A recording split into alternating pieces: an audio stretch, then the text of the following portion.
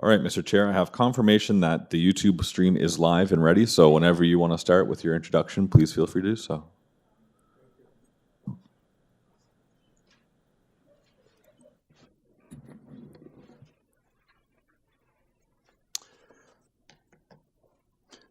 Good afternoon. Welcome to the afternoon session of today's meeting. In accordance with sections 45 and 53 of the Planning Act 1990 as amended, this meeting of the Committee of Adjustment of the City of Toronto is called to order. Before I continue, I'll introduce to you the members of our panel, starting at my far right, Mr. Bill Dalton, Ms. Laura Alderson, Ms. Natalia Popovic, and Mr. Rick Ross, and I'm Don Taylor, panel chair.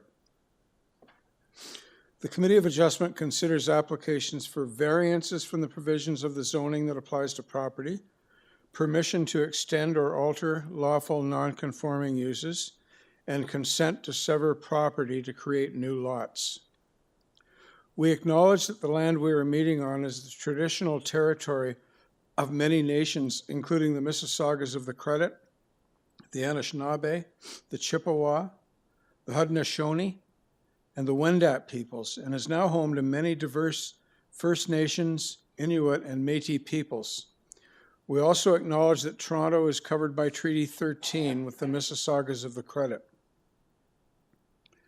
Committee of Adjustment public hearings are now conducted in a hybrid, in-person, and virtual format.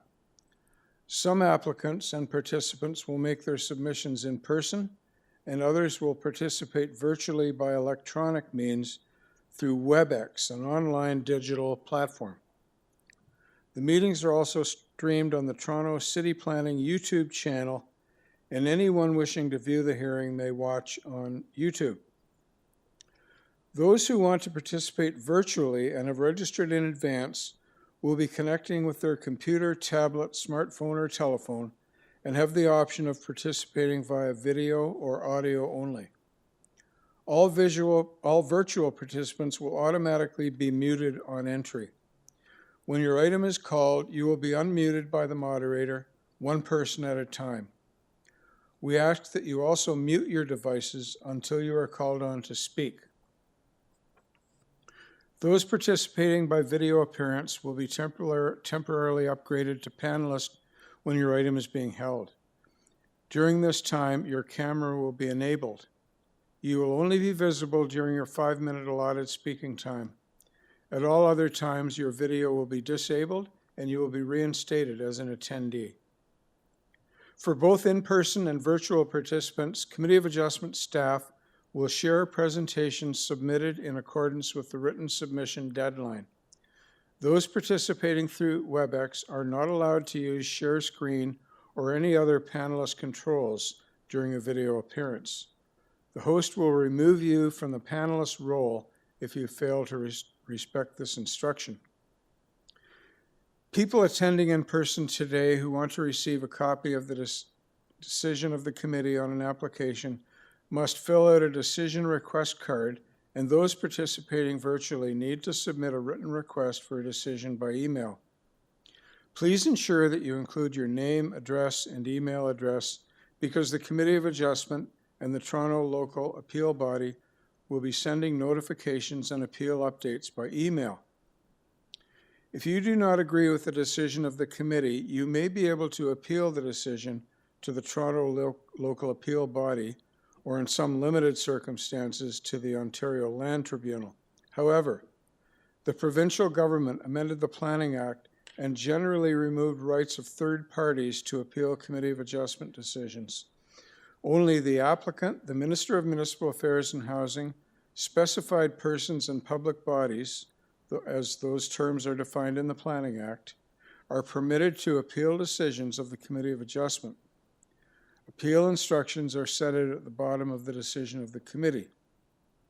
I will call each item in the order listed on the agenda. Where an application is uncontested, the agent or applicant may proceed with their presentation if desired. When the committee does not require a presentation, applicants are to advise the chair should they wish to speak to the committee. The committee may ask questions and/or take the matter into committee for a decision. Each speaker, including the applicant agent, will be given a maximum of 5 minutes to address the committee. I will comment when you are reaching the 5 minutes. Any presentation or other materials you wish to submit to the committee must have been emailed in advance of the hearing. Staff and committee members cannot accept materials at the hearing. When addressing the committee, please clearly state your name and address. Please remember to confine your remarks to the matters outlined in the application. The applicant or agent will proceed first and will make a presentation to the committee on the application. Please note that the committee may not entertain revisions to proposals at the hearing today. The committee may decide to defer the application if substantially revised to ensure the revised application is accurate and that all those entitled to notice of the application are informed of the changes. Then, individuals either in support or opposed to the application will be invited to speak. Generally, we first call on speakers in the hearing room and then those participating through WebEx. Committee members may ask questions of each speaker after they have finished their presentation. When all speakers are finished, the applicant agent has an opportunity to rebut only those issues that were raised by the speakers. This will mark the end of the discussion. The application will then be taken into committee for a decision. Madam Deputy Secretary Treasurer, are there any declarations of interest of the panel or staff for items in this time slot? None? Madam Deputy Secretary Treasurer, have you received any requests for deferral on this agenda? We have item 17, Mr. Chair, 250 Wincott Drive. Okay, thank you. And there are no files to close? None today. Thank you. Okay, then we'll begin with item 17, for which there is a deferral request. And I would ask, is Ryan Doherty here or online? Virtual, Mr. Chair. I'll unmute Virtual? them now. I can take this opportunity to let you know, too, that at least 3 of the 4 area residents are present on the call at this time, or 2 are in the room, according to my records, and a couple are remote, so we'll work through that. And sorry, you have not connected with one or more of these 4 parties? I do need to try and connect with Denny Martin, but they may be in the crowd. They're in the crowd. Okay. And in the meantime, Ryan is ready to speak. Good afternoon, everyone. Hello, Mr. Doherty. So I understand you wish to defer this item from today's agenda? Yes, that's correct. Could you just repeat your reasons for that? Yeah, for sure. We had originally discussed the nature of this application with city staff earlier this year. We, had thought that we were in a position to move ahead with this application. However, once we had filed it, we had some further discussions, namely with community planning, who had raised some additional issues.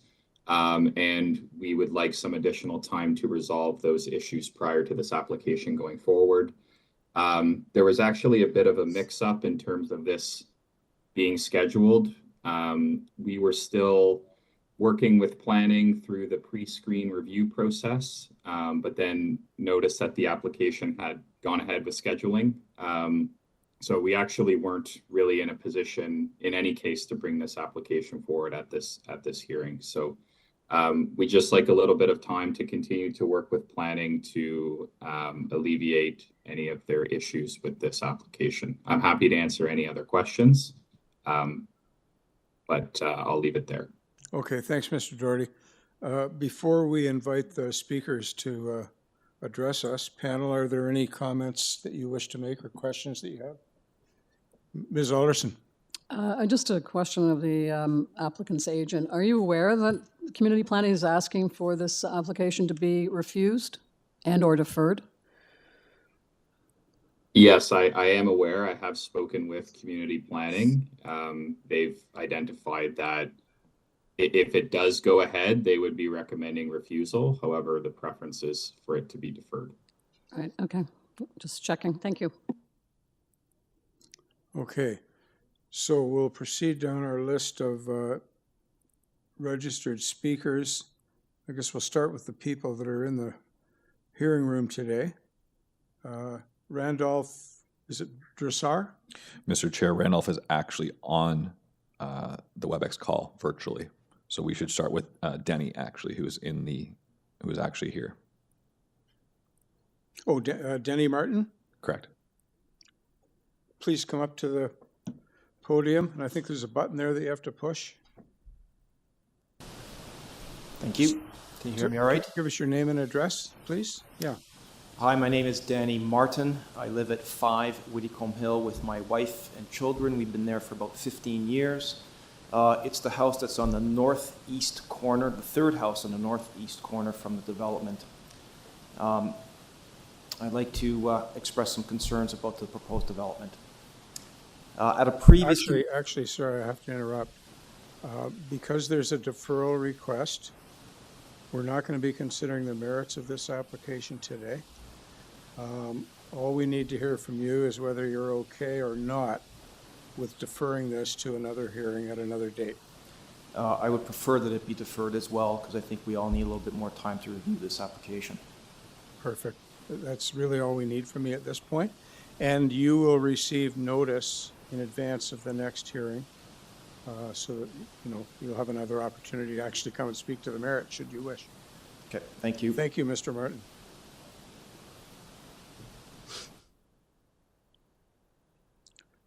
So, Christian Boin-Gossel, are you here in person?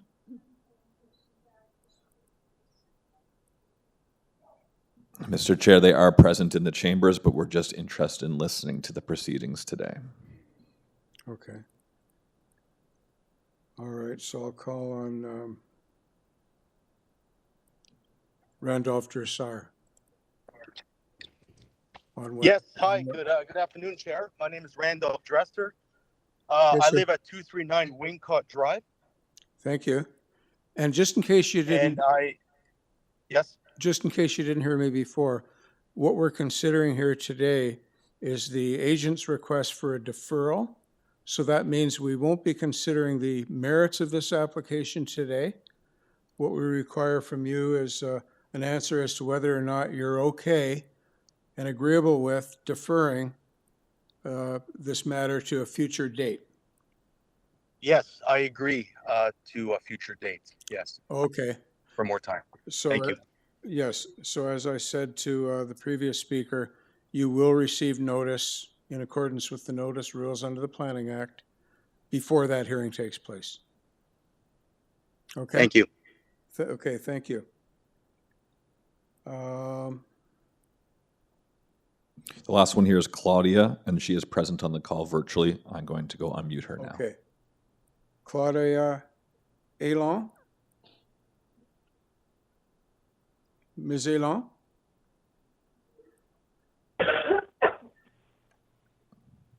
Claudia, you've been unmuted. You are able now to speak if you'd like.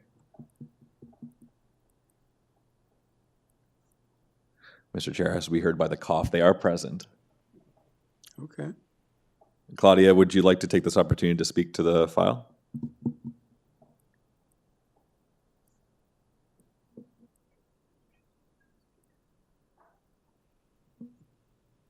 Mr. Chair, I'm not sure they're interested in speaking.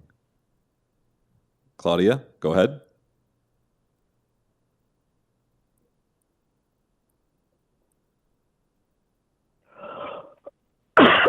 Somebody there? Hello?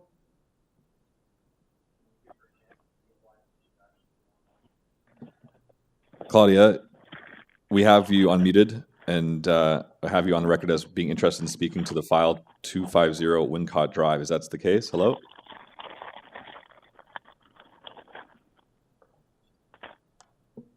Mr. Chair, how would you like to proceed here? Hello, Claudia?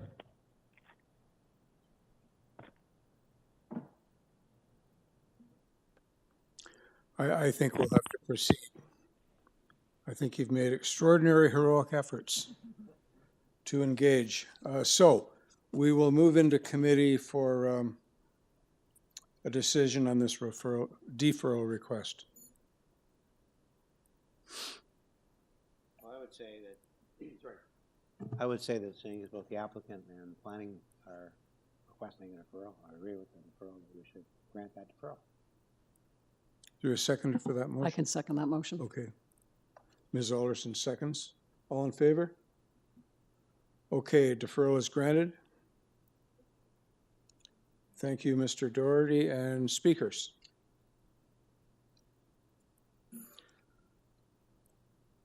Our next item is number 18, 199 30th Street.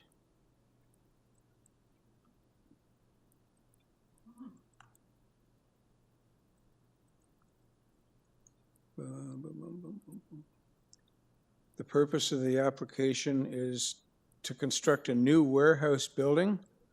A previous Committee of Adjustment application approved variances relating to side yard setback and driveway width. We have 3 variances. We have Transportation Services recommending deferral. We have Community Planning Department recommending refusal. And we have an opposition letter. And in additional information, we received a presentation and a solar study. Is Shamil Qureshi available to speak to us? Hi, yes, good afternoon, everybody. My name is Shamil Qureshi, and I'm speaking from Unit 224, 2275 Lakeshore Boulevard West, Etobicoke. Okay, thank you, Mr. Qureshi. Speaking on behalf of the panel, we'll be most interested in your response to the significant issues related to this application as we would understand them right now. Transportation Department's request for a deferral, and perhaps more importantly, Community Planning's recommendation for refusal. So if you can tell us why you think those things should not be considered, that is your challenge, and you've got 5 minutes to do that. Okay? Okay, thank you. If staff could please pull up the presentation submitted.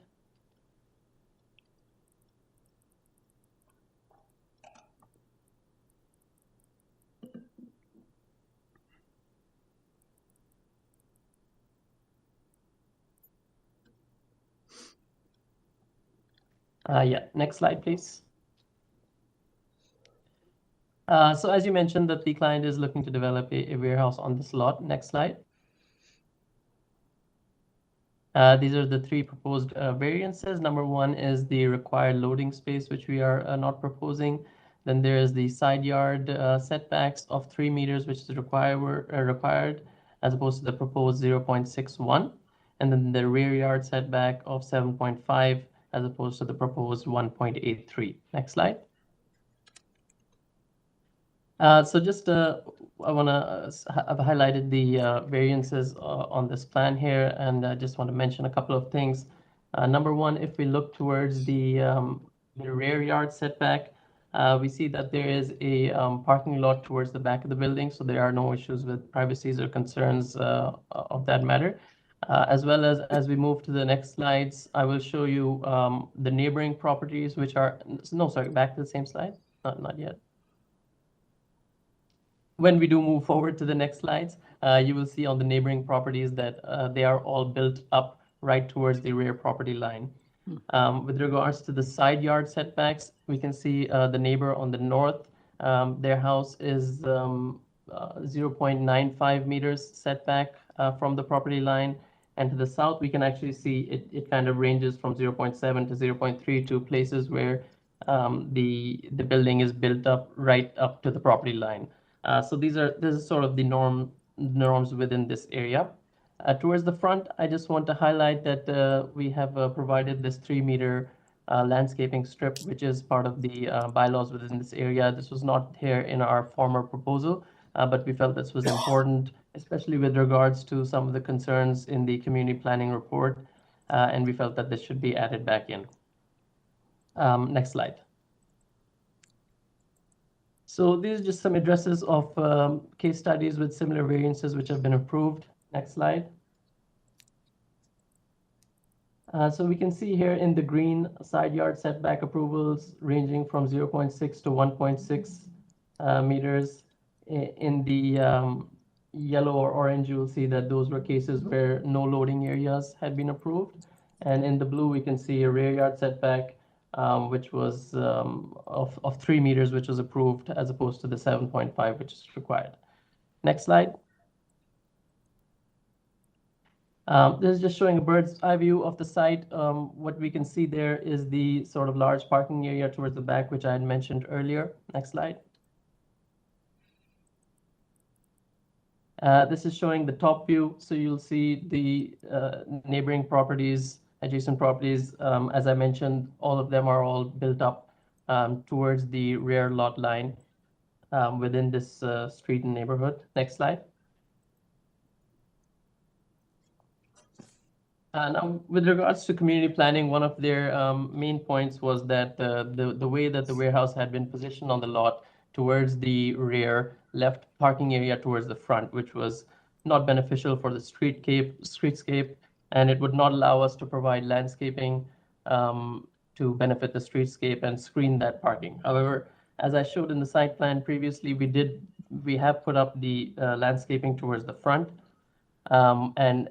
We feel that it does effectively screen the parking lot, and the placement of the warehouse has no impact on that landscaping.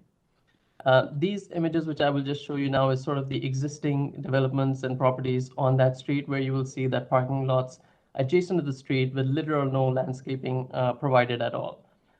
So we can see here, and if we go to the next slide. Next. Yeah. So we can see here, again, so it's just parking lots off the street, no landscaping, no screening, not very beneficial for the streetscape. Next slide.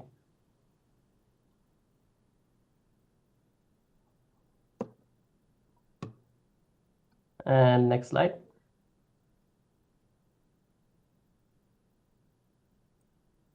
So just more images of the same. Next slide. Right, so this the image on the right. This You have is 30, right across. you have 20 seconds, Mr. Crushy, to wrap up. Thank you. So just to conclude, we spoke about the side yard and rear yard variances. One of the main issues of community planning was how this development would benefit the streetscape. And as I've shown, the existing conditions and norms of the site, we feel that the development would be beneficial for that. Thank you. Thank you, Mr. Crushy. Panel, any comments or questions for Mr. Crushy? None? Okay, let's go into committee then for discussion if desired, or Chair, you said you'd be interested in his comments on the planning request for refusal and transportation for delay. Sorry, planning request to refuse it and transportation to delay. I didn't hear the reasons in his presentation to those at all. Basically went through the presentation on what they want to do, but I didn't hear any rebuttal for those points. And I think I can count on your support, panel, that I did request that. Oh, absolutely. So, yeah, I felt the same. That would be my comment. I didn't feel I guess what I sensed the pitch was, if that's the right word, it was, hey, this is going on all over this neighborhood, like, it's okay elsewhere, so it's okay here. That seemed, in summary, that's what I retained from what I heard. Yeah, it was almost a precedent type argument. Yeah, that's right. It was a precedent type argument. Any other comments? The one letter of objection, is that from the neighboring property at 201? I can't see the address on it. Is there anyone in the room for 199 30th Street? No.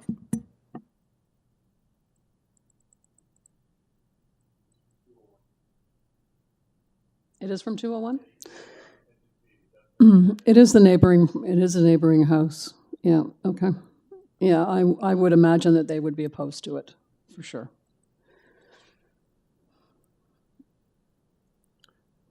My question is, if he's not providing the type C loading, how is loading happening? Well, that's what transportation is asked. Yeah. They want a And that justification. wasn't addressed in the present. I don't know how that's working, so. Yeah. But again, I think what's being relied upon here is precedence rather than merits of this specific case. So is anyone prepared to move on this? It is definitely a mixed-use street, there's no doubt about it, but in this particular block, not so much. So I would be inclined to support refusal and support community planning in this respect. Okay, seconder, Mr. Dalton, thank you. All in favor? That is unanimous. The application has been refused. Thank you, Mr. Crushy.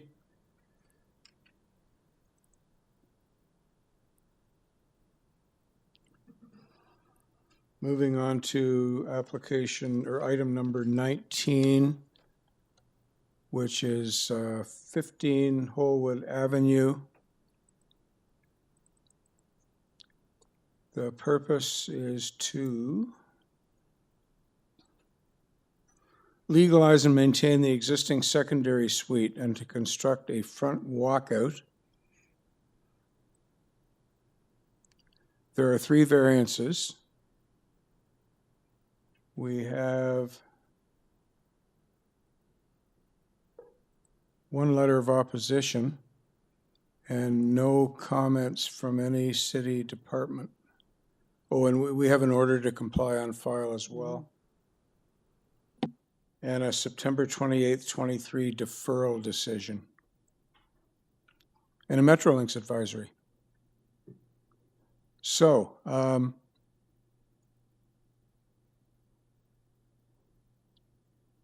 Graham Barrett, are you available to speak to us, sir? I certainly am. Good afternoon. Good afternoon. Okay, I think a brief presentation for you is in order on this. I think some of the variances are not what appears to be minor, so maybe you can convince us otherwise. Sure, gladly. So once again, Graham Barrett, SGL Planning and Design, 1547 Bloor Street West, agent for the owners of 15 Holwood Avenue. I submitted a planning rationale. If that could be put up on screen, that'd be great. I'd like to be able to reference some of the images while I'm speaking.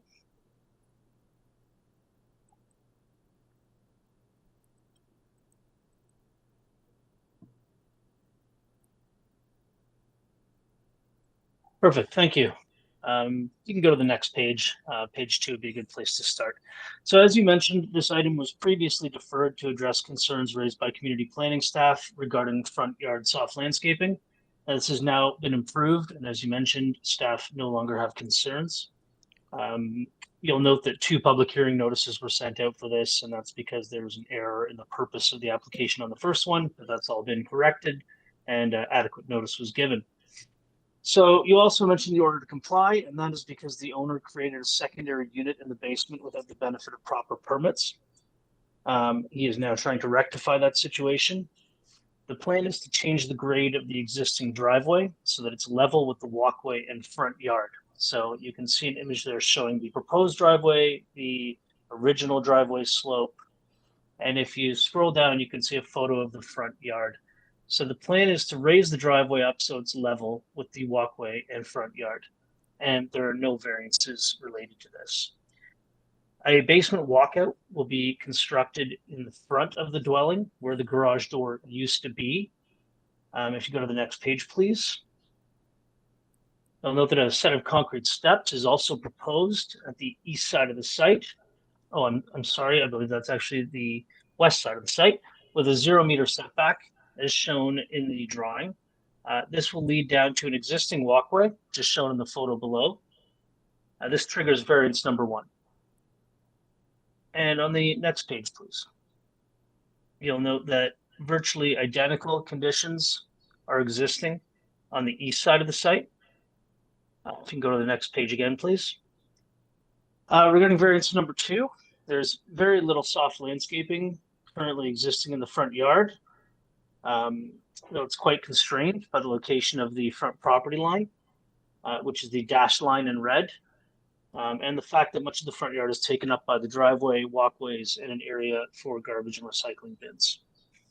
The landscaped area shown in green on the left is an existing planter, which is to remain.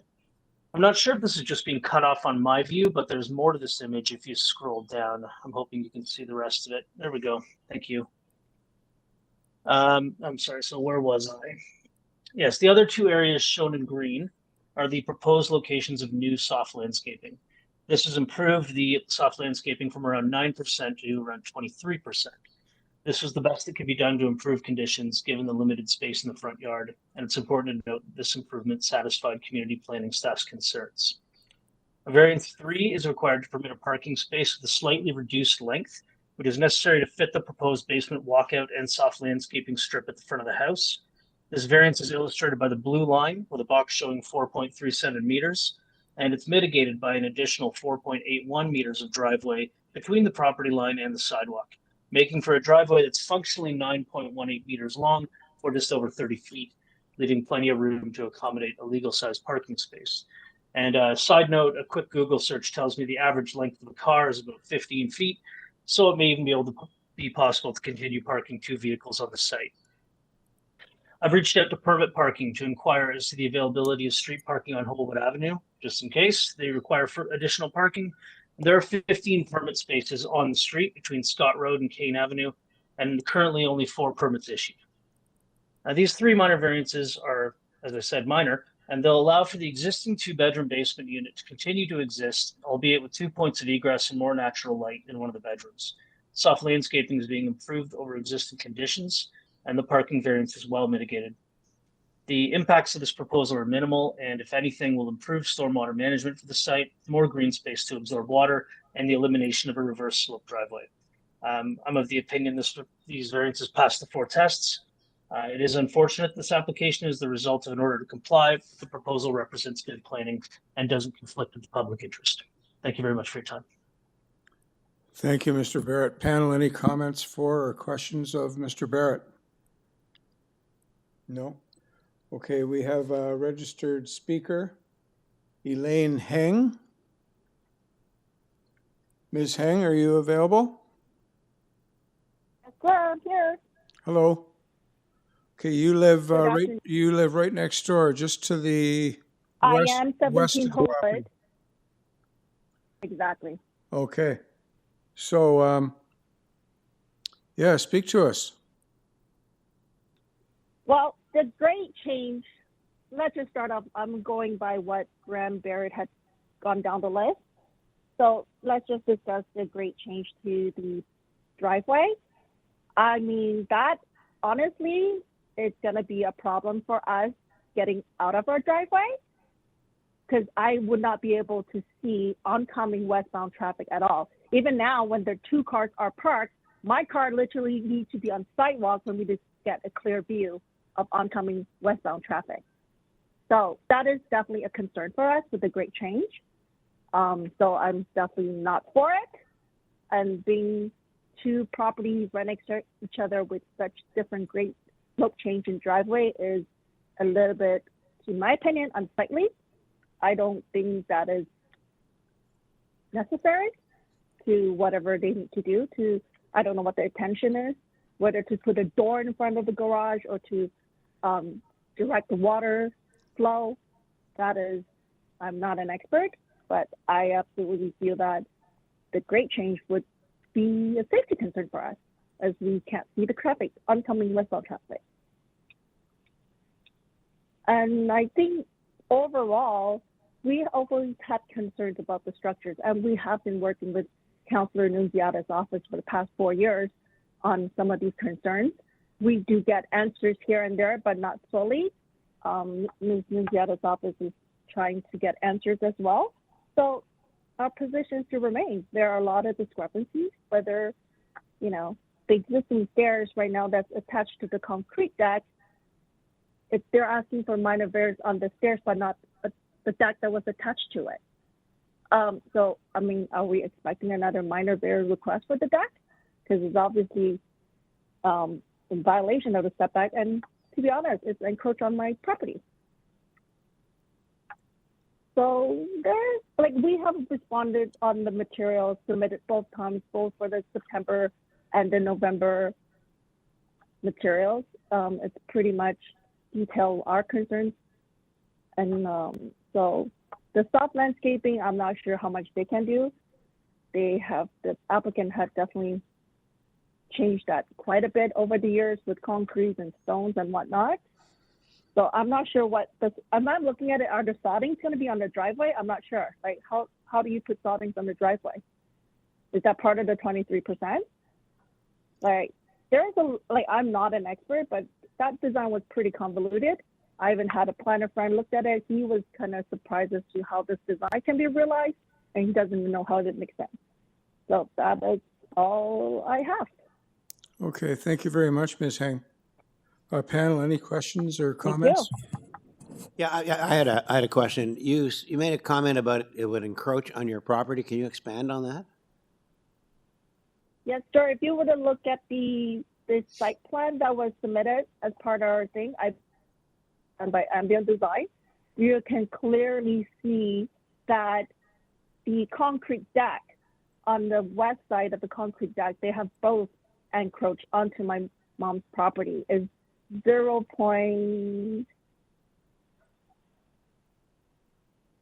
One side of it is 0.08 west, the other side 0.15 west.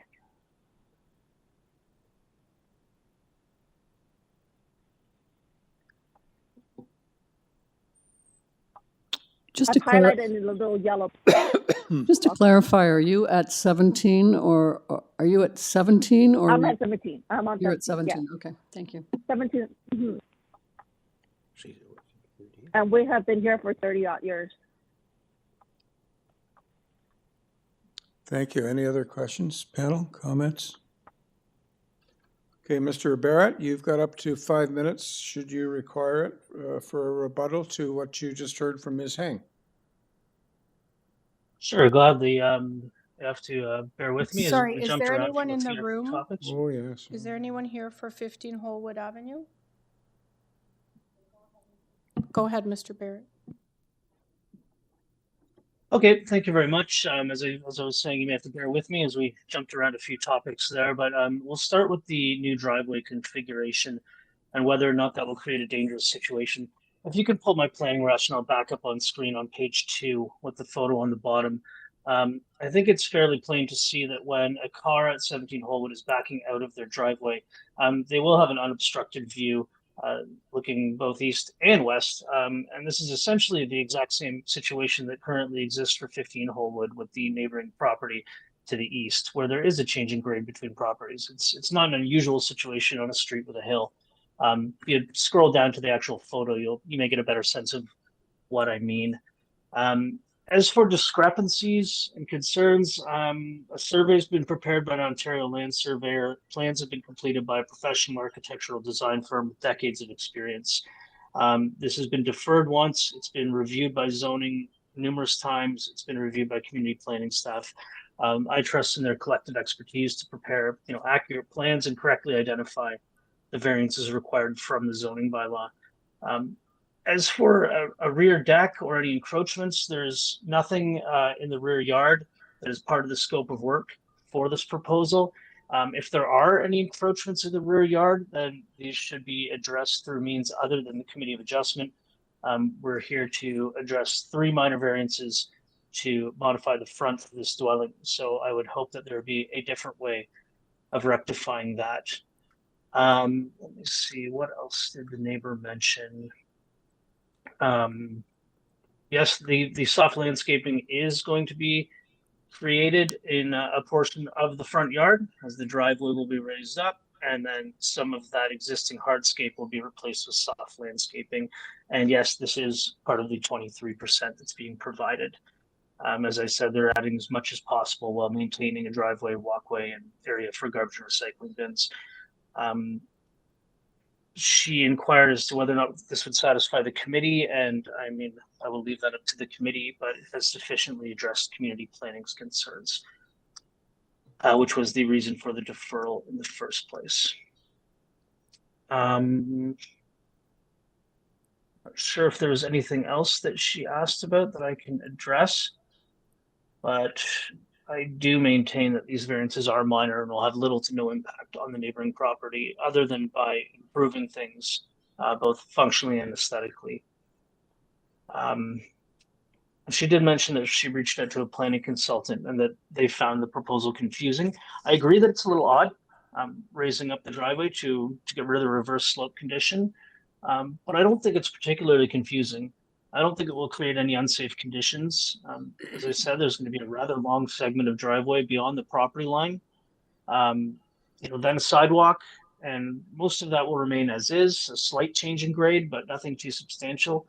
And the neighbor's line of sight will not be impacted. And again, Transportation Services has not commented on this proposal. I'm happy to answer any other questions there may be, but I think this is a good proposal that will improve existing conditions on the site and allow the owner to legalize and maintain and improve the existing secondary suite. Thanks very much. Thank you, Mr. Barrett. Panel, any comments for or questions of Mr. Barrett? Ms. Popovic. I have a question. Thank you. Applicant agent, with the photo, the image that's on the screen at the minute, right now, can you identify the addresses? So, yes. So which one is 17, which I believe is the address of the neighbor in opposition? Can you identify that for me, please? That'd be the one on the right. To my right, looking at it straight ahead here? Yes, slightly down the hill. Not the White House, but the other side. Correct. Thank you. Anything else? Okay, then I think we're, let's go into committee for discussion if desired or a decision.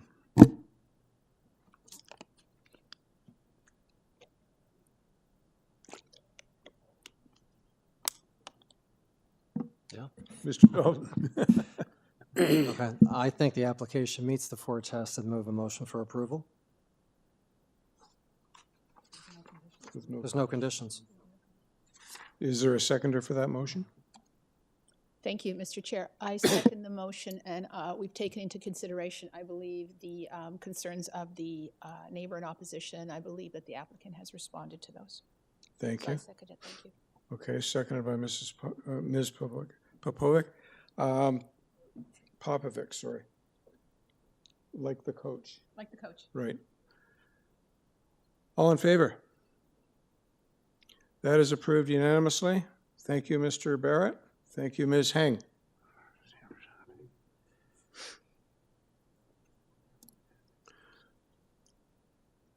Oh, and just in our material, there's a revised notice and a notice. They appear to be identical to me, so I think that decision pertained to the notice. It would have been the one that went out to the public, which was labeled as the revised. Oh, even though they're the same date and the same wording. They look identical to me, unless I missed a word or something.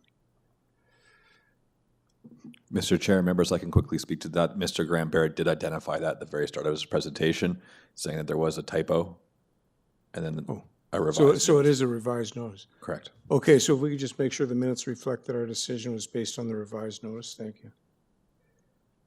Okay, item 20. 29 Lake Promenade.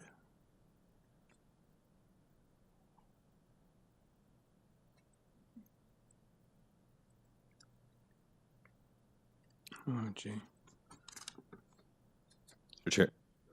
Mr. Chair, while you bring that up, I want to bring to your attention that the agent is actually C.E. Zing. They let us know later on, after the sign-up date, that they will be speaking on behalf of as an agent. Okay.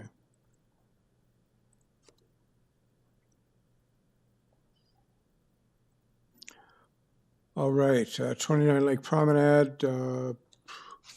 Purpose of the application: to legalize and to maintain the new detached dwelling with an attached garage Previous Committee of Adjustment applications approved variances relating to side yard, flat roof height, building depth, second-story platform area, main pedestrian entrance height, front yard soft landscaping, driveway width, and vehicle entrance elevation.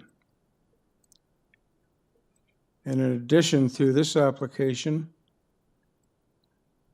11 variances are requested. Am I right? No, it goes down another page, okay. 12 variances are requested. We have 4 letters of opposition, and we have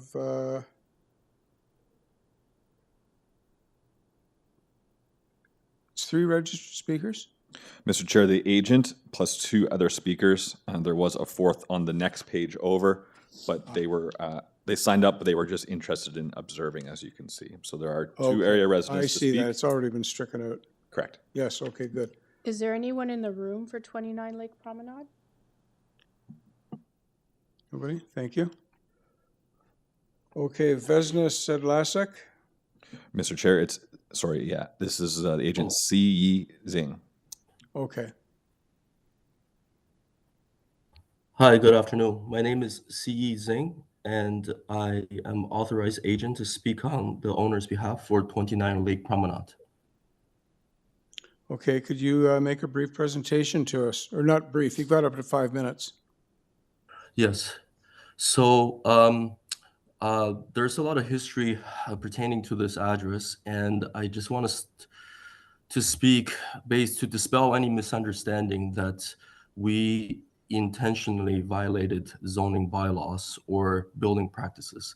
The owners who were the builders, they were living in the same address for 30 years prior to construction.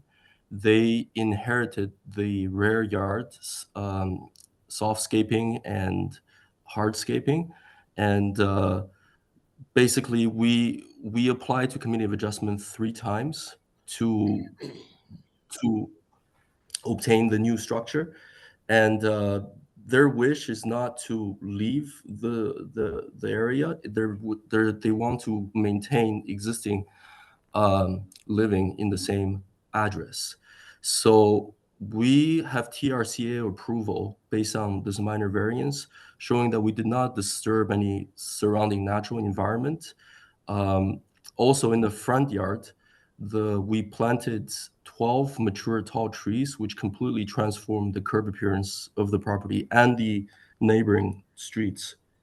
What we feel that we were left at a disadvantage was the original house, the average grade was 1 meter below the 2 adjacent neighboring properties. So the actual height of the building is not shown on the variance, it's actually 1 meter less. And since we can't use that, the average grade that we want to, basically on the same level as the neighbors, so our hands were tied in developing this project. And if you look back on the first application to the committee, it was for a detached double garage, and that was refused. So that's why we later incorporated the attachment of the double garage, which resulted in a lengthier house. And the other variance that was the secondary platform is basically the deck outside the kitchen, which was approved, and because of the average grade, front grade, which was 1 meter lower, there seems to be like concerns from the neighbor that there was invasion of privacy, which in this case, I assure you that they have a bigger balcony, and then there was never an issue about privacy, and that we always were in communication with the neighbors. So, it was quite a shock when they actually protested after the fact. So I understand that the city planning report is in refusal of our proposal. But I just want to clarify that we did not intentionally or violate or any zoning bylaws. We just wanted to satisfy all the building requirements of the owners, and that we're open to cooperation from the neighbors to make this a part of the neighborhood.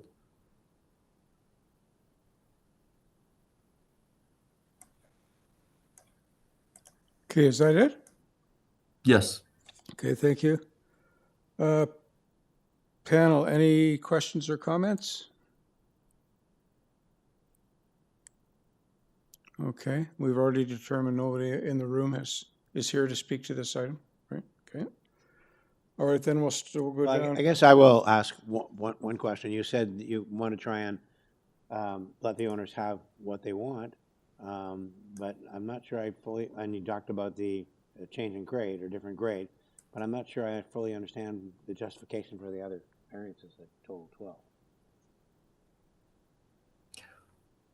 The other justifications was the double attached garage, which is a reverse slope garage, which is below grade, due to that the original property was sitting 1 meter lower than the neighbors. So there was no other option to. That's why the house protruded from the front. That was basically the double garage at the front. And then that's the additional gross floor area and the length and depth. And I do admit that we missed the application on the previous one. We missed the depth part, and the construction was mostly occurred during COVID, so that the owner didn't have an opportunity to raise it back to the community planning during construction.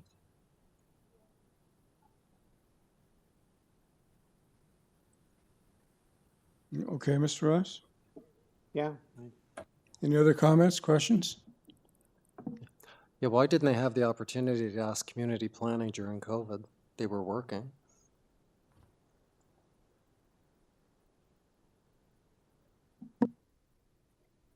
Yeah, they were working. So, but I mean, we felt that, So did they because ask? during they tried to ask, yes, but then I think there was a time delay, and basically due to the constraint of scheduling, they said go ahead.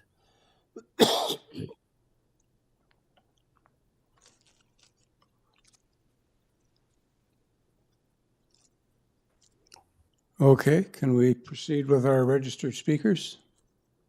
We have two. Firstly, Andrea Hutka, 89 Lake Promenade. Ms. Hutka, are you online?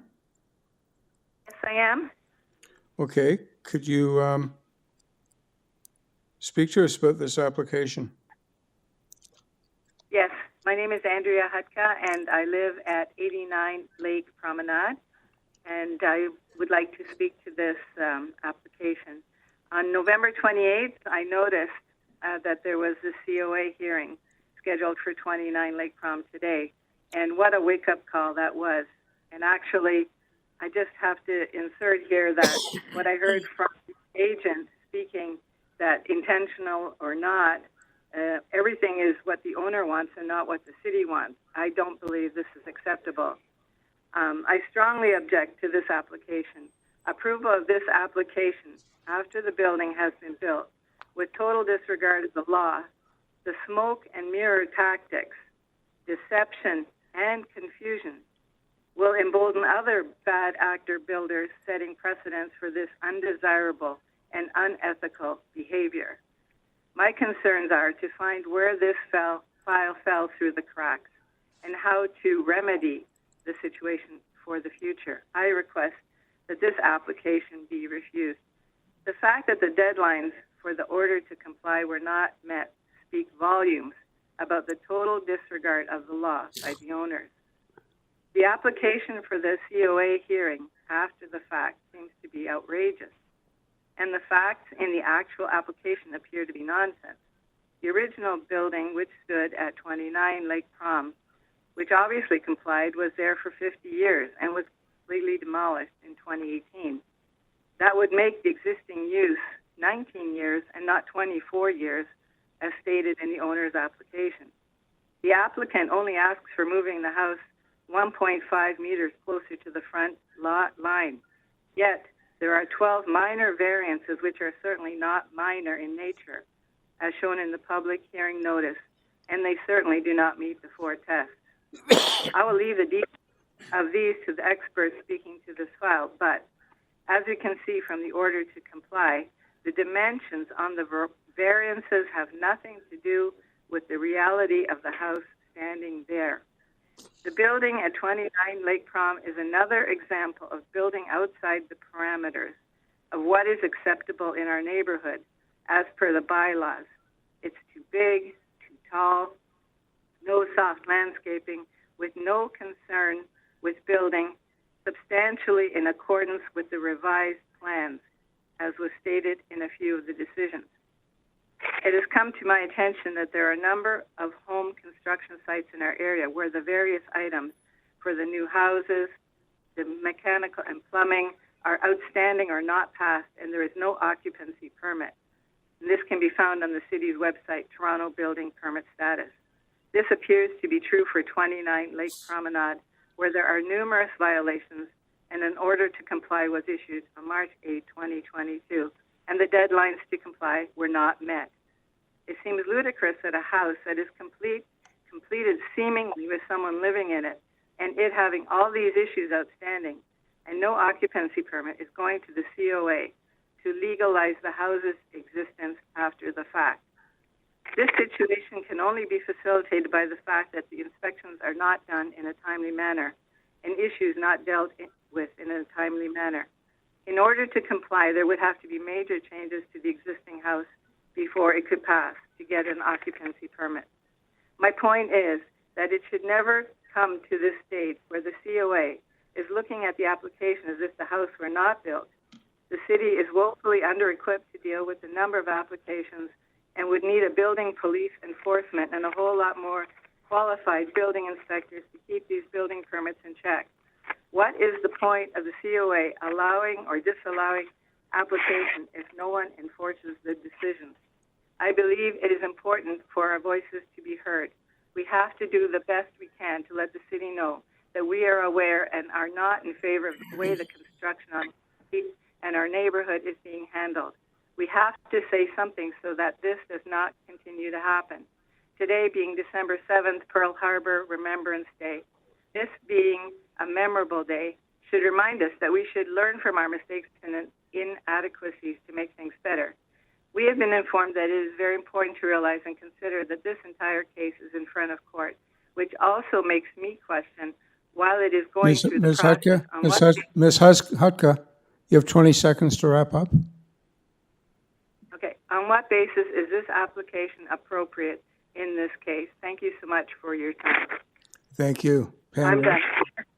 Panel, any comments or questions for Ms. Hutka? Okay, we will now invite Andy Choles to speak to us. Mr. Choles. Good afternoon. How are you? Hello. My name is Andy Choles. I live at 12 Jasmine Avenue in Long Branch. I'm a board member of the Long Branch Neighborhood Association. Our mission statement is to protect, celebrate, and enhance the neighborhood of our village, Long Branch. I'm here to oppose the idea of this home at 29 Lake Prom, or the idea that it should be legalized. I said in a previous hearing that had deferred this application today. I've deputed many applications in the COA, but this is the first time that the house we've tried to stop is already built and standing in all its glory on Lake Promenade as we speak. Looking through the information in this file, the application has quite a long history with the COA and even the OMB from back to 2014 to present. The history seems to be refusal, appeal, which was refused, then repeated applications to the COA. Over the years, a number of variances seem to have increased. Some of the COA hearings approved some of the variances, but that didn't seem to be sufficient. For example, variance 5, today referring to the maximum permitted height of a flat roof dwelling. In May 2017, the COA allowed a height of 8.48 meters. But evidently that wasn't enough because there's another COA decision, October 2014, that granted a height of 8.84 meters. And today, the building stands at a height of 9.5 meters. The same trend followed for variance 3, building depth, variance 6, height for pedestrian entrance, Variance 8 and 9 referring to platforms at or above the second story. In each case, a variance is granted, but the applicant has chosen to exceed the variances in the final build. It would appear that the applicant sees the decisions of the COA as just suggestions.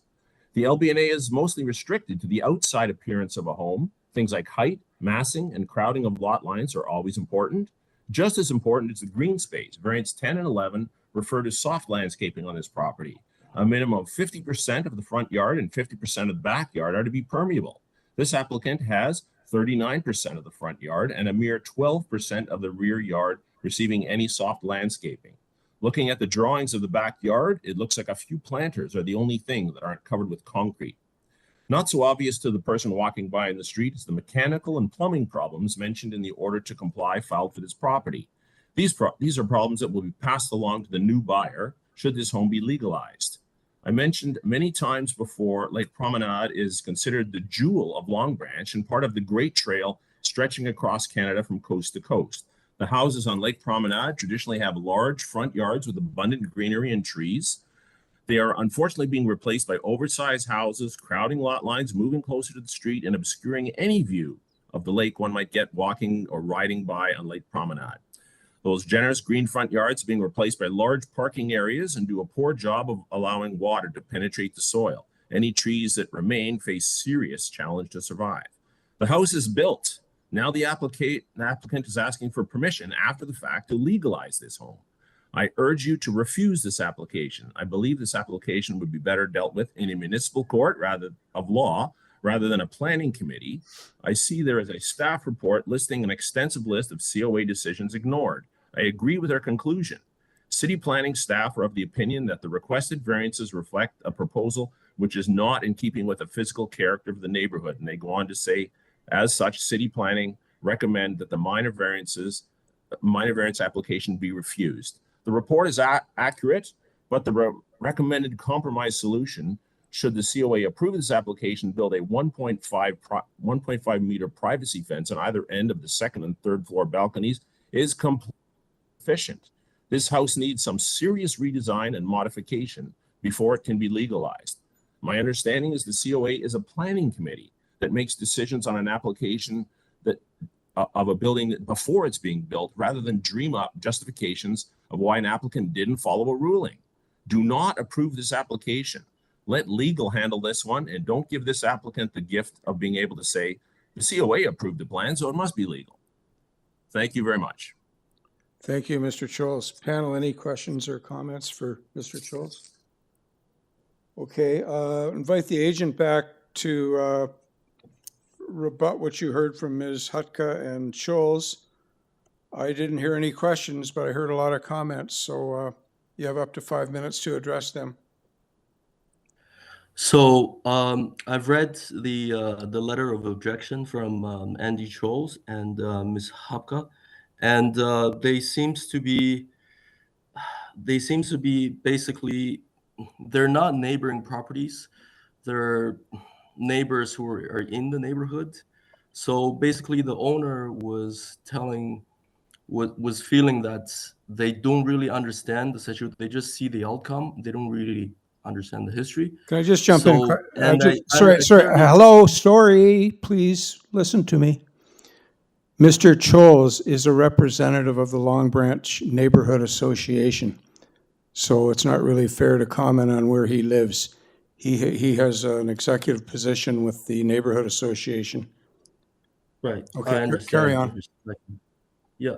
So we understand there are strong protests. So basically, I don't have any comments based on that. Okay. So let's go into committee for a discussion or a decision.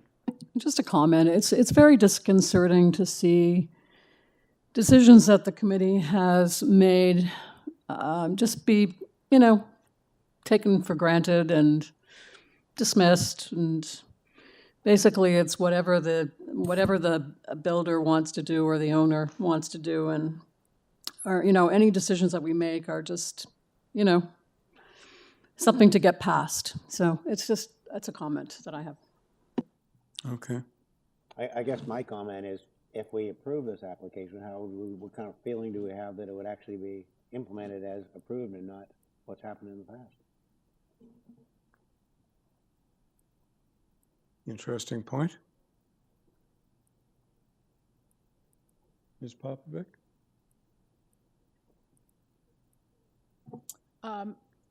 Having viewed and listened to all of the comments, I think there are some concerns about if I can use the term, an ongoing history or past with this property. And then I echo my colleagues' concerns about going forward in the future with an additional decision from this committee.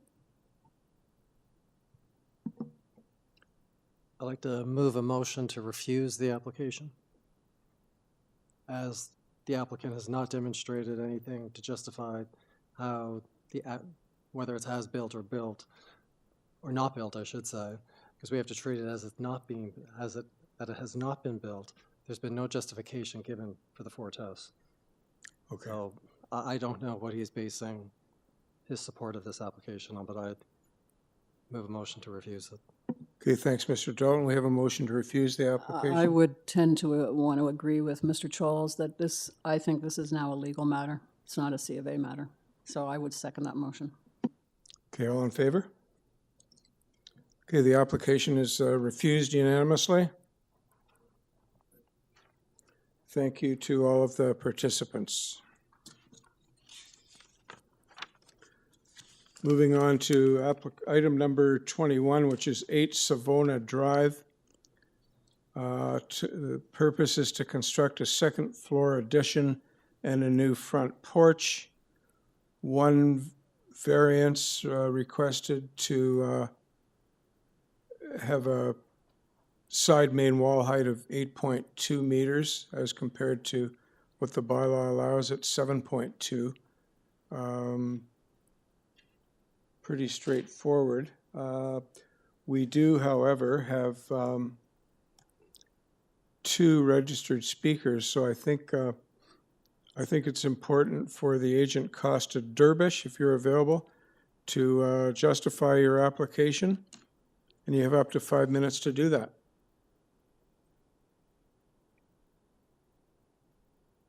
Yes, hello. Can the committee hear me? Yes. Okay. Yes, my name's Costa Dervish of KFA Architects and Planners, 1 Spadina, 197 Spadina Avenue in Toronto, Ontario, and I'm the agent and planner for representing the owners at 8 Savona Drive. Okay, could you explain your application? Yes, I have submitted a presentation. Is it possible to put that up, or do you just want me to give a brief explanation? I think perhaps if you can show it and we can get a feel for the main wall height, which is really the only issue we're here to decide on. The presentation should be on the screen now. Yeah, certainly. So I see it. So I'll give a quick presentation. Yes, property is located at 8 Savona Drive in Toronto, in Etobicoke. The existing lot area is 527 square meters with a frontage of 12.19 meters, and is currently occupied by a 1-story single detached house in a designated neighborhood. And go to the next slide. The proposed statistics see a proposed gross floor area of 302 square meters, floor space index of 0.38, and an overall building height of 8.49 meters, which is within the allowable building height. There will be 1 proposed unit and two stories. And just go to the next slide. So as the committee noted, there's only 1 variance. The variance is to permit an increase in the side main wall height to 8.2 meters. Currently, what is permitted in the zoning bylaw is 7.2 meters, and this application was brought forth previously to the committee on November 9th. And there had been back and forth with planning staff that actually requested we bring down that side main wall height to a limit of only 1 meter above what is permitted. So we brought it down from 8.5 to 8.2. We were deferred because that required a changed variance, but we did bring down the side main wall height per staff request, and they were okay with that revision. So if you can go to the next slide. So basically, this is the timeline of the project. I've just explained, and we've moved through the zoning review process, and we'd had an original committee date on November 9th that was deferred to today's date. And just working through the proposed elevations, you can see the elevation in question, which has been brought down to, which is the next slide, has been brought down to 8.19 meters from roughly 300 millimeters per the staff request. So this isn't the whole side of the elevation. It's just a portion of the elevation.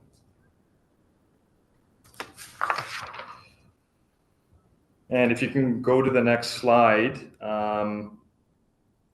So it's just explaining what we've already been speaking of. The south elevation will be 8.2, and the north elevation will have a side main wall height of 7.7. And next slide, we just did a quick precedent study in the surrounding neighborhood, because we do know there is one letter of objection on the property, and we've noted other similar additions, two-story additions that are happening within the nearby context of the neighborhood. So they're located at 41 Westhead Road, 3 Dunning Crescent, 60 Savona Drive, and 25 and 26 Putney Road. And if you can go to the next slide. So we just summarizing our justification as kind of we outlined in our planning letter as part of the application. We believe it meets the four tests. The proposal maintains the general intent and purpose of the official plan, as well as the zoning bylaw, and is a desirable use of the lands, remaining as residential, of course. And given the one overall variance, we feel that it is minor in nature. Thank you, Mr. Dervish. Panel, any questions or comments for Mr. Dervish before we proceed? Just a quick question. Ms. Alderson. Just a quick question. Would this be the first 2-story home on this street on Savona, in this block? It looks to be like it's mostly bungalows. Yeah, there is other 2-story homes on the street, and in our research we had 60 Savona, which is probably the closest precedent. You can build a second story as of right. I was just curious as to whether there were other second stories on that street at the moment. But okay, thank you. So my question is the request for the additional height because of floor to ceiling height desire? Like, what's the rationale behind it? No, that's correct. The side wall is required at that height to have the additional story. Yes. Okay, so what's the floor to ceiling height of the additional floor, of the second floor? We have it at 9 feet. Okay. Anything else? Okay, is there anyone in the hearing room that's here to speak to 8 Savona Drive? Okay, would you please approach the podium and give us your name and address? My name is Paul Shuko, and I live at 6 Savona Drive, next door. So you're immediately to the north. That's correct, yes. Okay, Mr. Shuko, go ahead.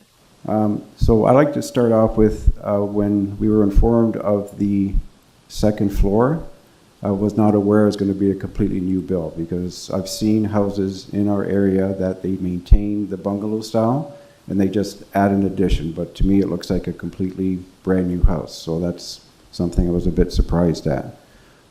Because we share a driveway, my immediate concern is if they're going to be building, if there's going to be a temporary fence and we park our cars in there, how is that going to impact our life? So that's one of the concerns I have. I work at Radio World, so I'm an avid radio enthusiast. I'm an amateur radio operator, and I have a amateur radio tower and antenna on my property that's about 30 feet, and that is also a concern if there is some construction being made and how that will affect my hobby as far as that goes. Other than that, I just want to be informed when the construction will occur and keep the communication line open as far as when trucks are going to be coming and whatever construction equipment would be impacting our lives. So essentially that's what I wanted to state. Okay, Right. thanks, Mr. Shuko. And Mr. Dervish will address your questions when it comes. Yep. Okay, time thank you. for him to do that. Oh, a question from You mentioned that you share a driveway. It doesn't look to me like it's a mutual drive. No, it's not a mutual driveway. It's paved to their property, so it's kind of asphalted to their side. Okay. So, yeah, I apologize for that. Yeah. Any other questions? Well, gentleman's at the podium? No? Okay. You can sit down for a minute. Okay. Minutes. Thank you. No one else in the room to speak to? Okay, come on up, sir. You look like Richard Campbell from number 10. Yeah, is that better? From number 10 immediately to the south. Yes, I'm at number 10 at the south. My name is Richard Campbell. I'd like to argue that this variance is not minor. The requested 1.5 meter height across the maximum is ridiculous. It's going to block out all sunlight for number 6, my neighbor, because it's going to be a big block, just a big giant black block of metal siding. KFA's justification for the height increase does not hold water. They state that the height is required to accommodate for the flat roof design. This makes no sense at all. How does a roof get taller? How does a building get taller when you take the roof off? My 10-year-old demonstrated this with Lego blocks. You take one Lego block and you put one roof block on it. Okay, that's a bungalow. Now you take 2 Lego blocks, put them on top of each other, and then the roof part, that's a 2-story house, right? Now, when you take the roof off of the Legos, did the Legos get taller or shorter? They got shorter. So why are we requiring an extra height here? It's 1.5 meters taller, which is going to be on the side walls, which will be blocking off the thing. It's going to look like 3 Lego blocks stacked on top of each other, and that's really proportional. If you check out the measurements, it's not far off. Just if I may, it may not impact your point, but it's 1 meter, not 1.5. It's 1.5, it's 1 meter now. They just changed it? The bylaw allows 7.2, the request is 8.2. That wasn't the request I saw either. Okay, fine. Anyway. And then there's the issue of the, the giant block that they're going to build is going to put the entire neighbor in shade. Other 2-story houses have been built. This is true, but they've been, some of them are nice looking, some of them are ugly, and some of them are horrible. Just because we let some horrible mistakes happen in the past doesn't mean we need to repeat them. So that's not really a justification for building it. Basically, they have no justification at all for why it needs to be so high. It's a 2-story house without a roof. Why does it need to be higher than a regular 2-story roof? They provided no justification for that whatsoever. Second thing I want to look at is is this proposal for the cabana that they have. This thing, this is a brand new garage that they're building. There's no permit requested for this. They're building a whole new garage, as stated there, but there's no permit requested. Currently, what stands in its place is a shed, a giant shed that looks like a garage. It's from a kit. It didn't have a permit. You can check that out.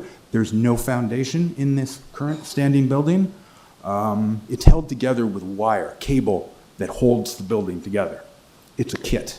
It's not a real garage. There was no permit gotten for it. And now he's planning to build this thing 11 inches from my property, and it's going to be the same height as my house. And I have a maple tree over here, which is 7 feet from the property line.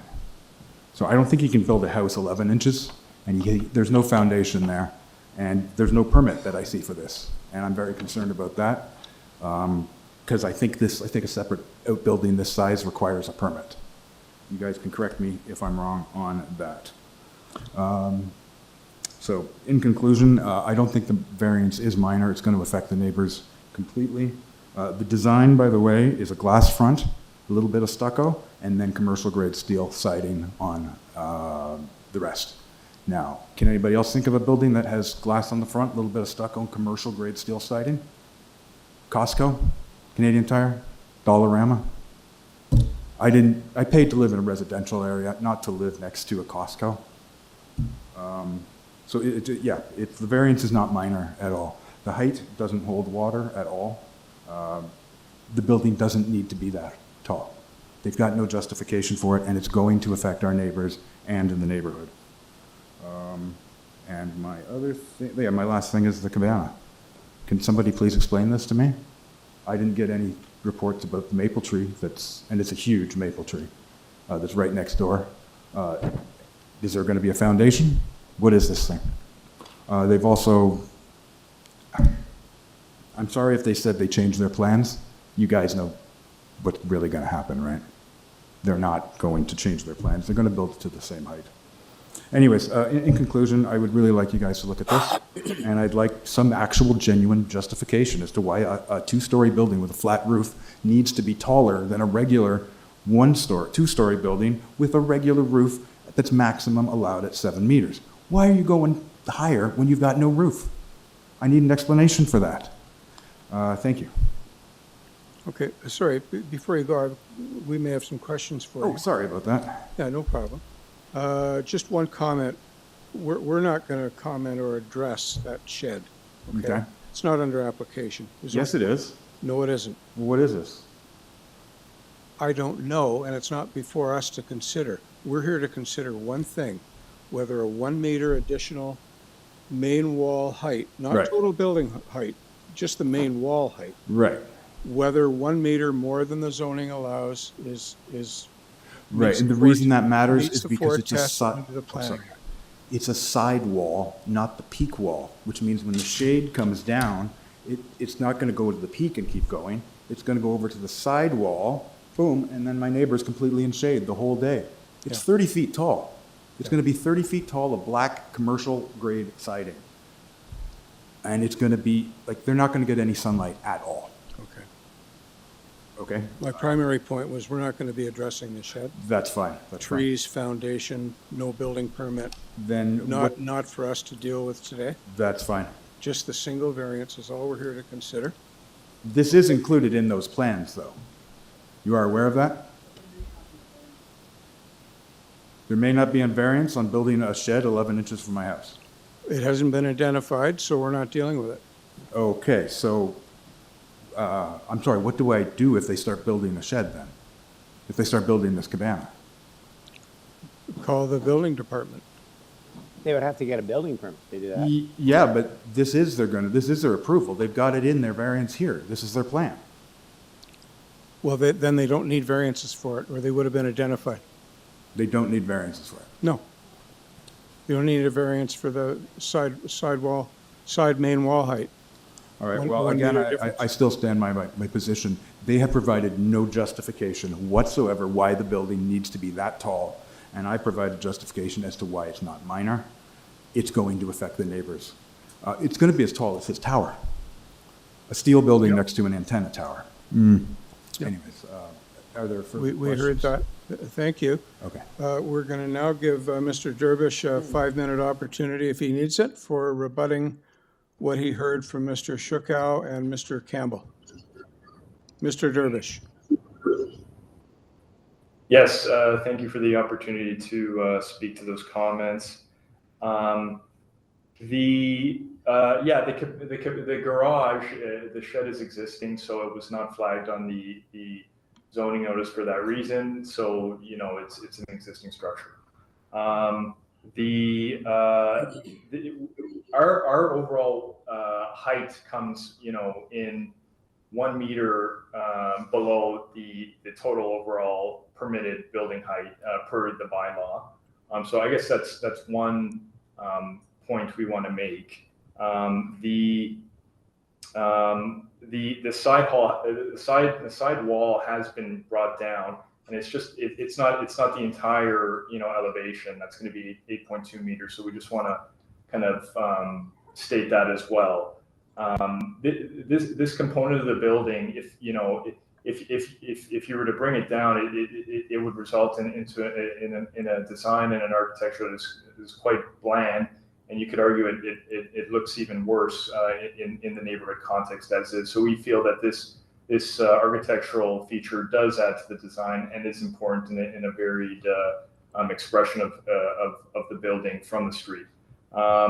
And additionally to that point, there's a light wall, a light well in that component, which does increase the livability of the unit, and it does have a functionality to it. So we just want to speak to that as well. And that's kind of in relative to the comments about the boxy nature of the design. So we just wanted to speak to that. The material grade, we do not want to make this look like a commercial building. We understand it's a residential build, and we'll be very mindful to the materials and when it comes time for selection, and it will not be of a commercial grade. I had a little bit of trouble hearing the neighbor at 6 Savona. I believe most of the comments were surrounding construction activity and access.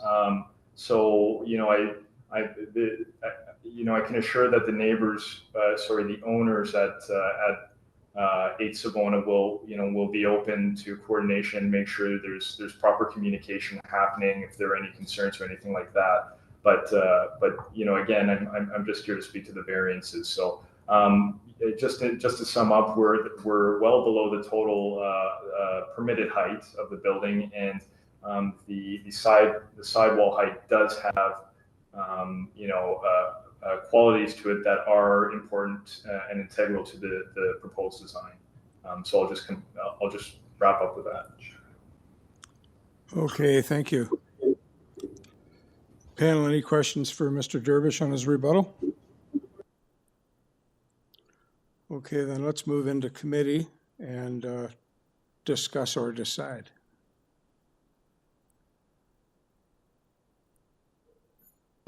Ms. Alderson. Yeah, I understand the neighbor's concern. Change is hard, right? I mean, you've lived on a street with bungalows for a long time, and someone's putting up a new build, or it looks like a new build, and it's 2 stories high, and it's a flat roof, and it's different, and that's true. And a lot of people like flat roofs now, and that's just the way it is. There's no side yard setbacks required. There's no variances on that. So I'm inclined to make a motion to approve this particular application with condition number 1, urban forestry condition number 1. There a seconder? And also subject to the November 21st planning comment. I didn't. Yes. Yeah, there's a planning condition.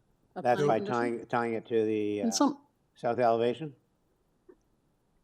Can someone read that out loud so that it can be part of the motion? I don't have it in front of me. The proposed development be constructed as illustrated on the south elevation submitted on November 9th. Yes. Okay. As it relates to the main wall. Yeah. Okay, so tied to those plans. Okay. All right. Okay, so we now have a clear motion by Ms. Alderson, seconded by Mr. Dalton. All in favor? That's unanimously approved. Thank you, Mr. Dervish, and speakers, neighbors. We'll now move to item 22, 46 Great Oak Drive.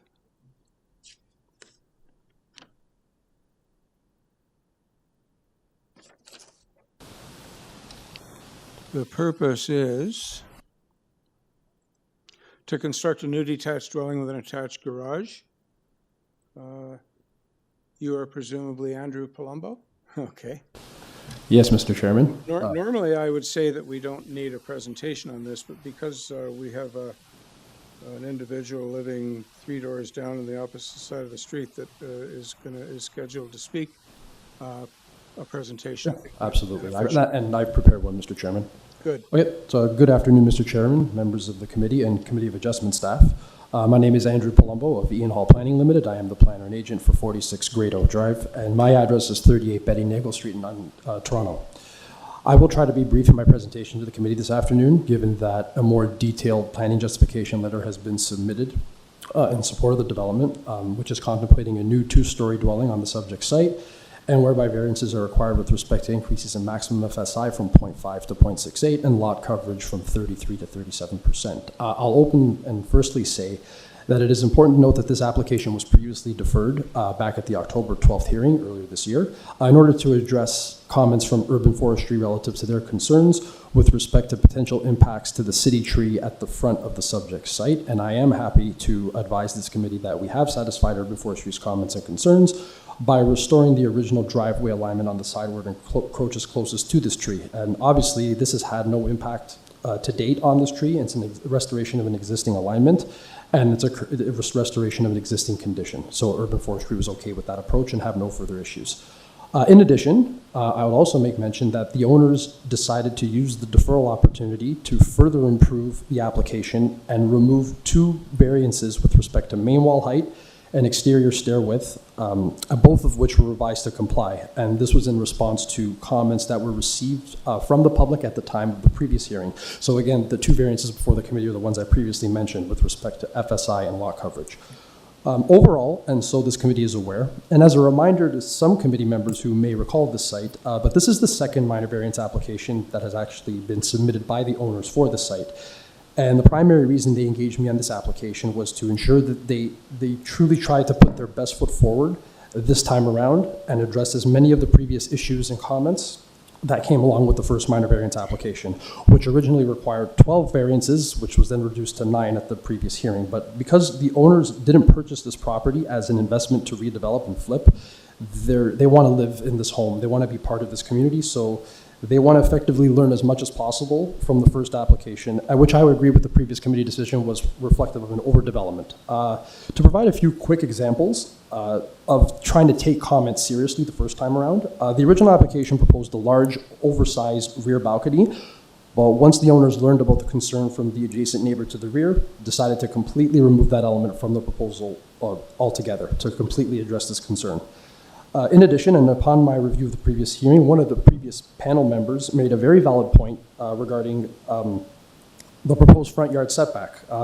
Given that it was a situation of a new build, it wasn't a top-up, it wasn't an addition, there was ample space on the property, there was no need to not comply with the front yard setback. So again, this is an example where there's a sufficient space, and a question of whereby the existing condition would remain intact is not the case here. It's a new build. So it's built form factors like this that lead to the FSI value being compounded when you look at them in conjunction with one another, which is, again, a primary reason the previous application was likely refused. So as such, and as a result of going back to the drawing board with meaningful purpose, it is my opinion that the proposal before this committee today is one that satisfies the 4 tests for a minor variance under the Planning Act for all of the reasons I detailed in my justification letter. However, I just wanted to touch upon a few key points relative to these 2 variances before I wrap up.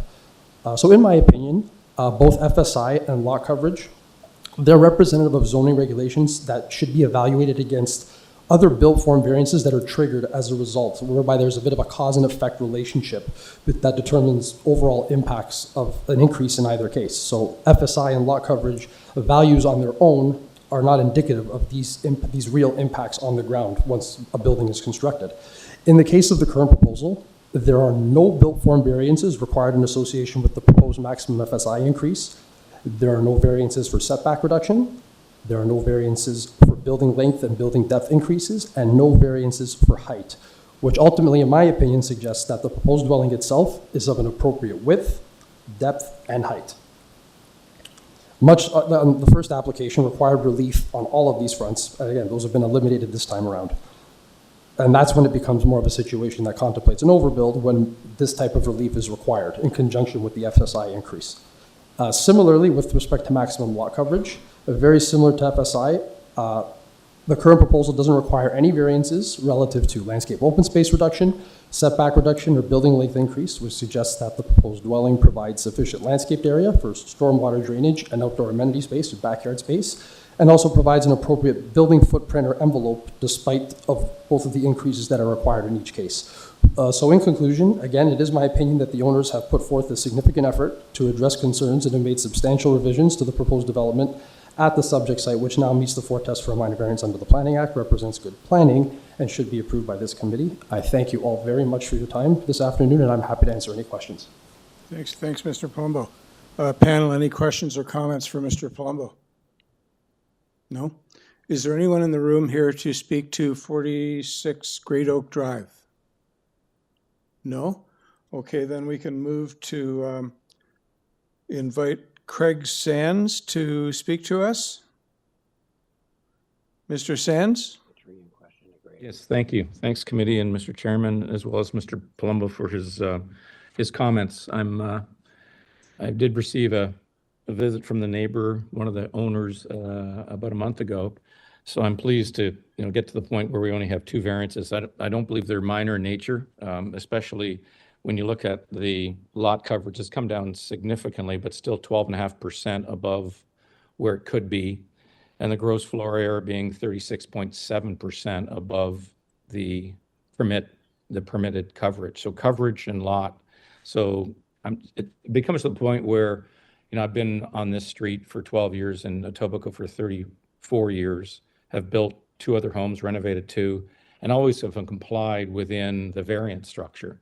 So the question becomes, is 12.4% of coverage lot area acceptable as minor in the committee's eyes, as well as gross floor area being almost 37% above, because when you do the math, it's pure numbers.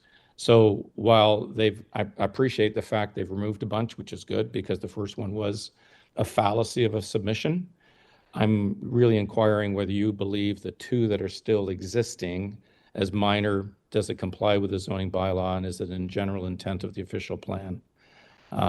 Because then somebody comes in with a new one on Great Oak or in the area, and someone says, well, I'm at 39% or 41. Where do we draw the line as residents in the community of enforcing what the zoning bylaws and the official plans are set out?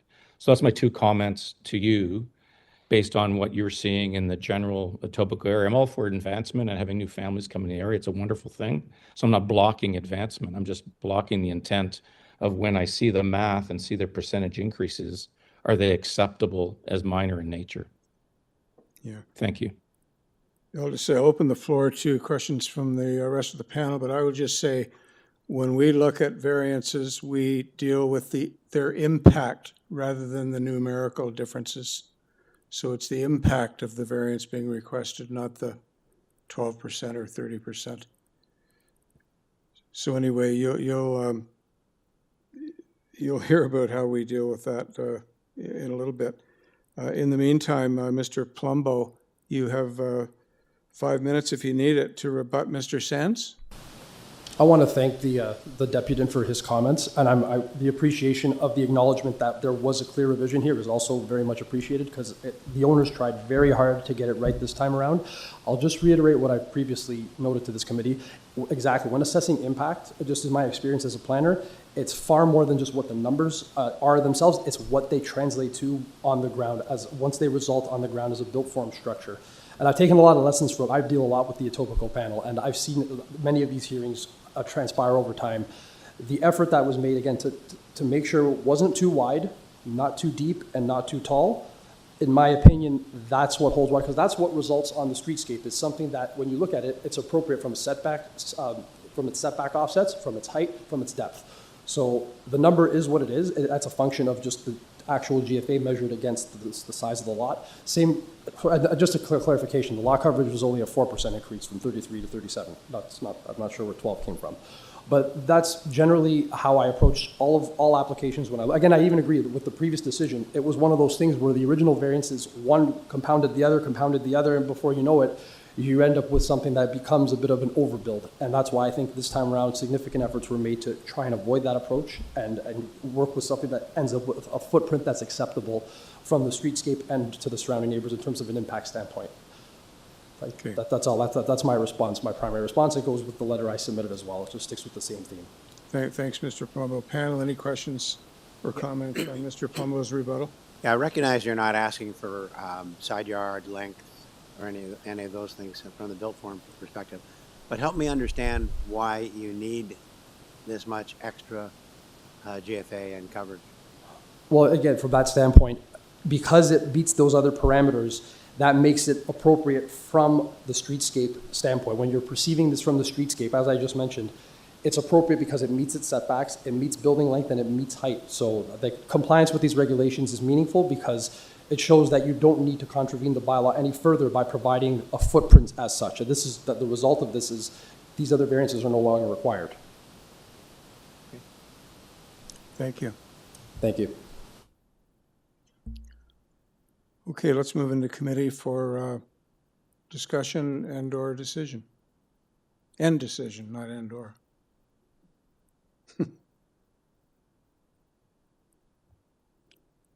We're okay to proceed? Okay, then I'll invite a motion. So I will move to approve the application. Is there forestry? Yeah, there's forestry condition.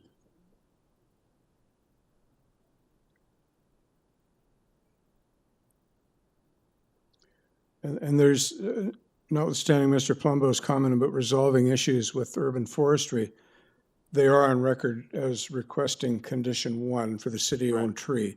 So we never disregard urban forestry. The most current comment we have from them, we would,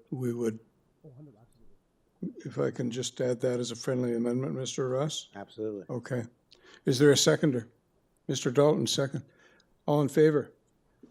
That is unanimous. Thank you, Mr. Palumbo. Thank you very much. Thank you, Mr. Sands. Okay, our final item of the day and the year is 106 and 108 Simon Street. And we have Mr. Eagleman approaching the podium.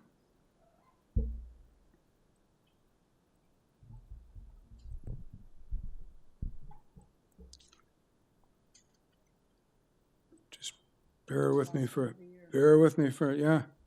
It is. No prizes for this, though. No prizes? No. Purpose is to construct a new detached dwelling with an attached garage. There are 4 variances. We have urban forestry conditions 1, 2, and 3. Oh, I've got written down this is a consent. Okay, a consent and variances. Yes. Urban forestry 1, 2, 3. Heritage conditions. Engineering construction services conditions. A support petition, transportation conditions, and 1 letter of opposition. So, Mr. Eagleman, please tell us why we should approve your applications. Yes, good afternoon, Mr. Chair, committee members, staff, members of the public who is left. Thank you for having me. It's a pleasure to be the last application on the last agenda of the year. Through you, Mr. Chair, I did provide a detailed planning justification letter, so I would hope that the committee had a chance to review that. We have. I will note, we have worked with planning staff on this application. They are satisfied with the proposal as indicated by their report. They have expressed no concerns. I am agreeable to all the recommended conditions from heritage, urban forestry, and engineering and transportation. And I don't think I need to go into a full presentation. The one objection letter that is on file is from a neighbor on Lake Crescent, and they acknowledge in their letter that their concerns aren't related to this proposal itself. Their concerns are related to the builder, and frankly, I've worked with the builder for a long time. I haven't been made aware of any concerns, albeit I don't get involved in the construction process, so I don't know what happens after that, but I've known the builder for quite some time. I know they do a lot of work in the area, and I've never come across a single complaint from them.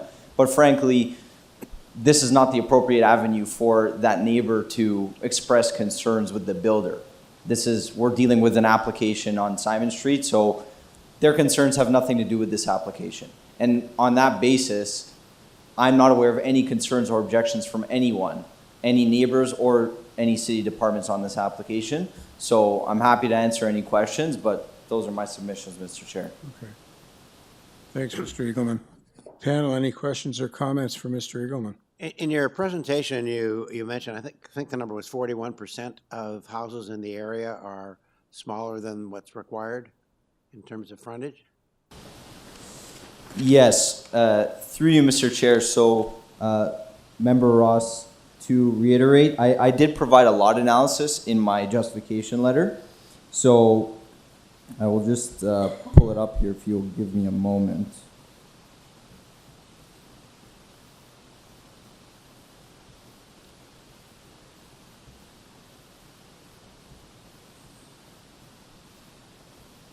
Apologies, technology.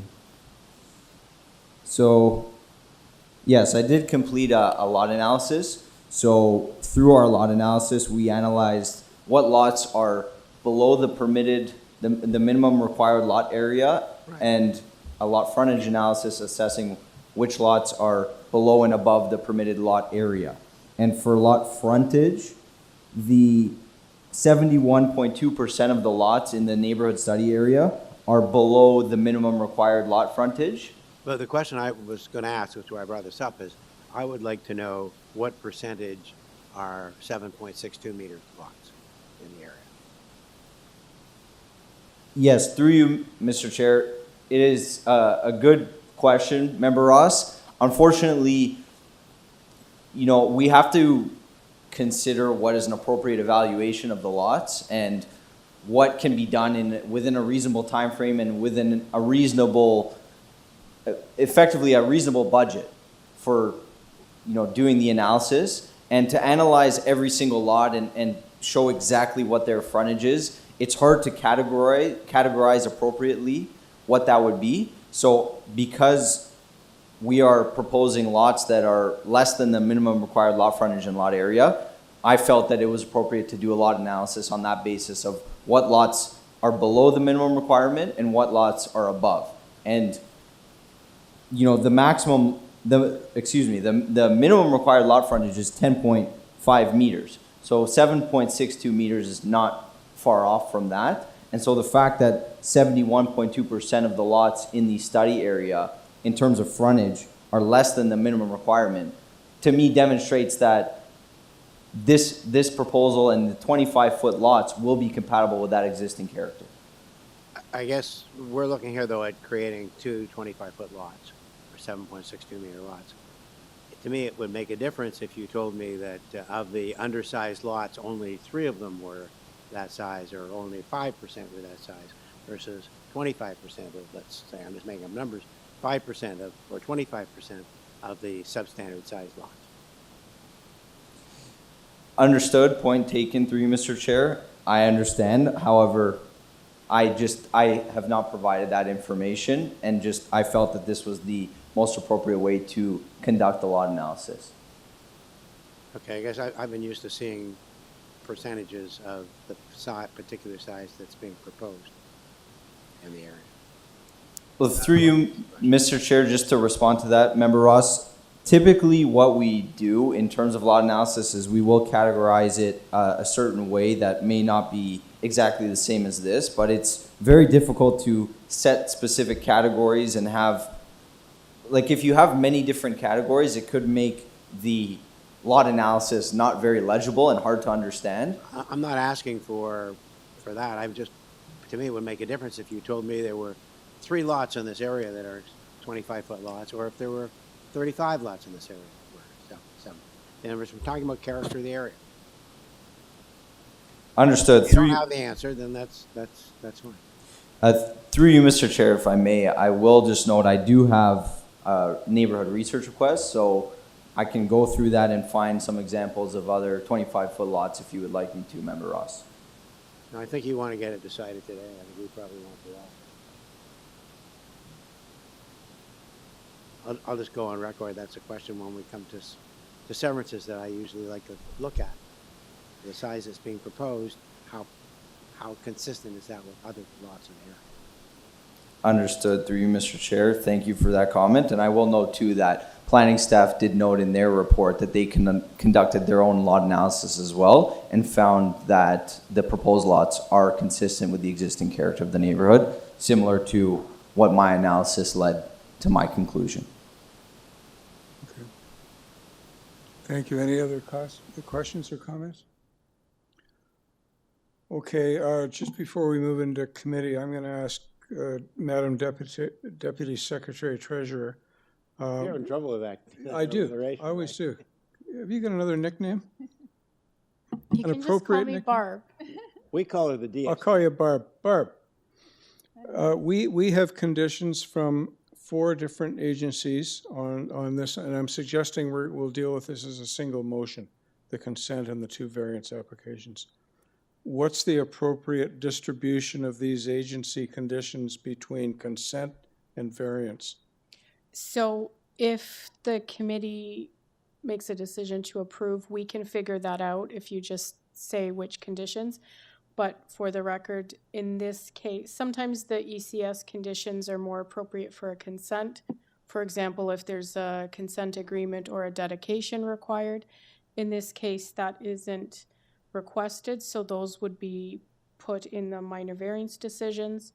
The heritage recommended conditions in this case, they do request information before a certificate is issued, so that would be for the consent decision. The forestry would go in all 3 because that's what's been recommended by them. The transportation memo isn't actually to the committee, so it's a duplicate of what's in the ECS memo. It's actually addressed to development engineering, so you don't have to mention the transportation ones. Okay, that's very helpful. Thank you. So let's go into committee and invite discussion if desired, or a motion on all 3 applications. Just a quick comment before we make a decision on this file. I have gone up and down the street, as I want to do. The lots are very, very small. I mean, I can't tell how many lots are undersized, but they're very close. The houses are very close to the street, to the sidewalk. That's kind of evident too from the location map.